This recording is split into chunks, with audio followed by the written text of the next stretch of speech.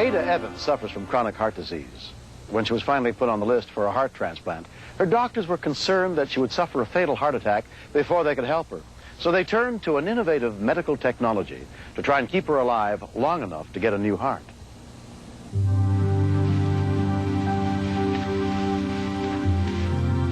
She just have a lot of courage.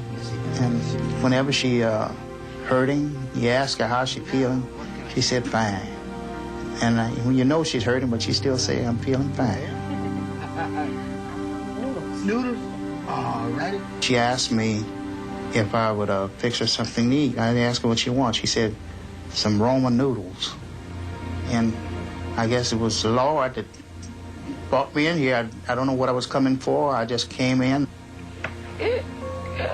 And I heard this little noise behind me, and I looked around. Her eyes were walled back and her mouth wide open. Hold on, sweetheart. For the second time in a month, Ada was suffering a life-threatening cardiac arrest.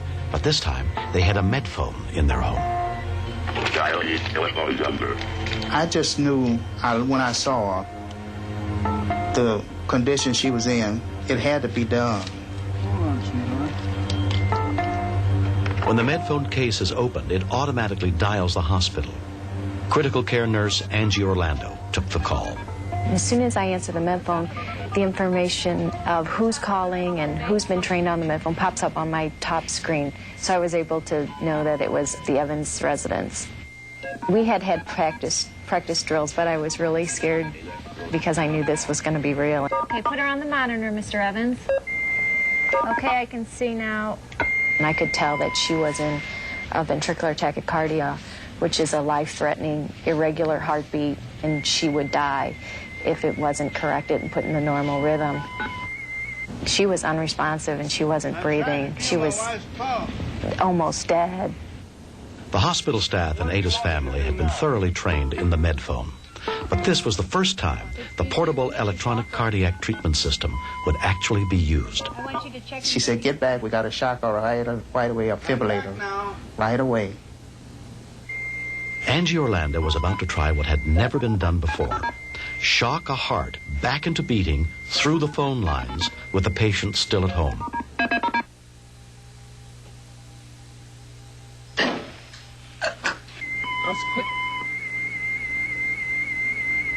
Is she breathing? Is she breathing? She's gasping. Do you know how to do CPR? Yes. Okay, you need to start CPR now. A call was placed to 911 to get help for Ada and Roscoe at their home as soon as possible. EMS, what is your emergency? I'm calling to have an ambulance sent immediately to an address, 335 William Place. And what is the emergency? The emergency is the patient's in VTAC. They're doing CPR on the patient. You said a patient is they doing CPR on the patient? Yes. Okay, ma'am, we'll get something on over there. Thank you. All right. Not being there was really hard, and I didn't know Roscoe. I had to rely on his word, and I had to have a lot of trust in him. Mr. Evans, is she breathing?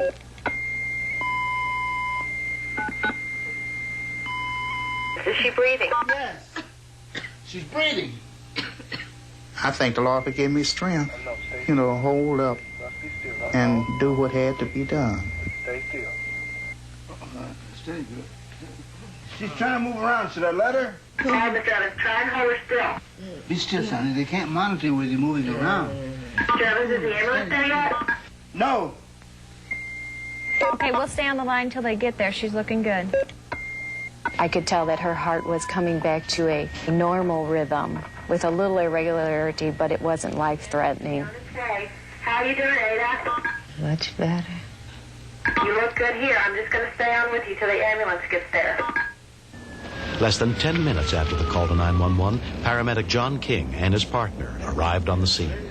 When we got there, the nurse, speaking through the med phone, told us that the patient had been defibrillated, and that was a first.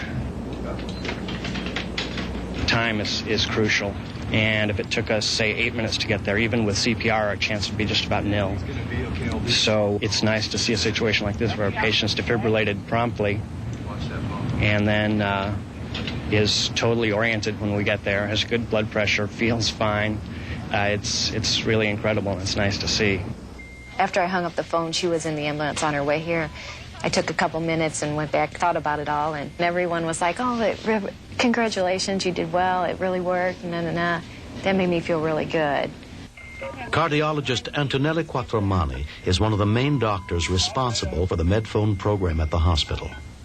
She basically died, and, if it wasn't for the box and the availability of the energy, she would not have made it. So it's a big, big success of technology and, of the human part, too. Later on I thought about how close she was to death. She wasn't breathing, no heartbeat or anything, And then it went through my mind, she could have been gone. Ada Evans beat the tremendous odds against surviving a sudden heart attack in the home.